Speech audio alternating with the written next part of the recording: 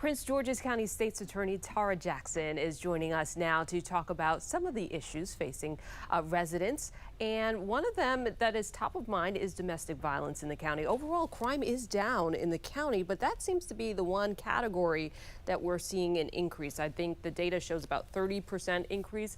What do you believe is driving that? Well, you're right. Crime is down year over year, and we are excited about that, and we're moving to continue that trend.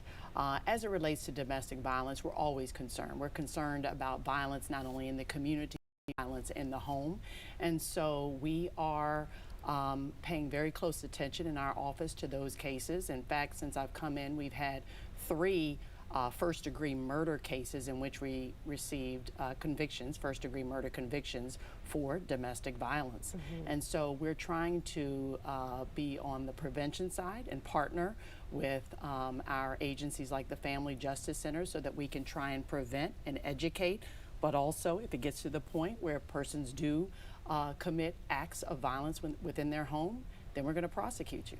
Other crimes within the home that you're tracking is sex abuse, especially with minors. What are some of the things, especially this time of year when you have a lot of close encounters, because they often say family and those who you least expect and you often trust the most can be the ones who are most likely to offend. What can families look out for? That's true. In fact, when I was in the prosecutor's office the first time, many years ago, I was a child abuse prosecutor. So I prosecuted sex abuse crimes, and it is most often family members and coaches and friends of the family that are abusing our children. And so what I would say to parents and loved ones is pay very close attention to your child's behavior. And if there's any deviation in the child's behavior, if they're seeming uncomfortable around a family member or a friend, listen to them, talk to them, ask questions of them, and then most of all, believe them.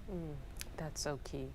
And I know you're hosting a town hall tomorrow focused on safety. What kind of, what kind of information or input are you hoping to hear from the community? Well, you know, it's so important. Since I've been in office in June, we are not only trying to partner with our law enforcement partners and regularly meeting with them, but the community. We need to listen to the community so that we can understand what in fact is of concern to them. And so that's the purpose of the town hall, is to bring our community members together and to hear from them about not only what they're experiencing, but what their perception of crime is in the county, and to try and educate them. So I'm pleased to be working with the police department, the fire department, the sheriff's office. We're all going to be together to partner to inform the community tomorrow. And will there be more events like this, or is this just... I hope so. Okay. I mean, that's the goal, is to continue to be in the community and educate. Okay,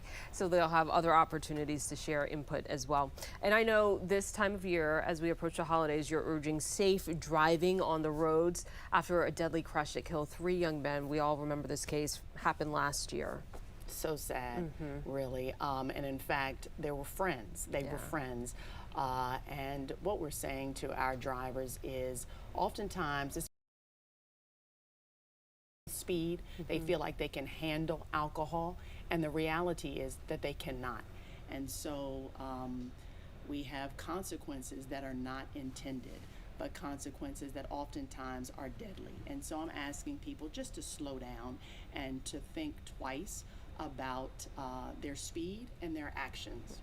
Good information every day of the year. Thank you so much for joining us today. Thank you for having me.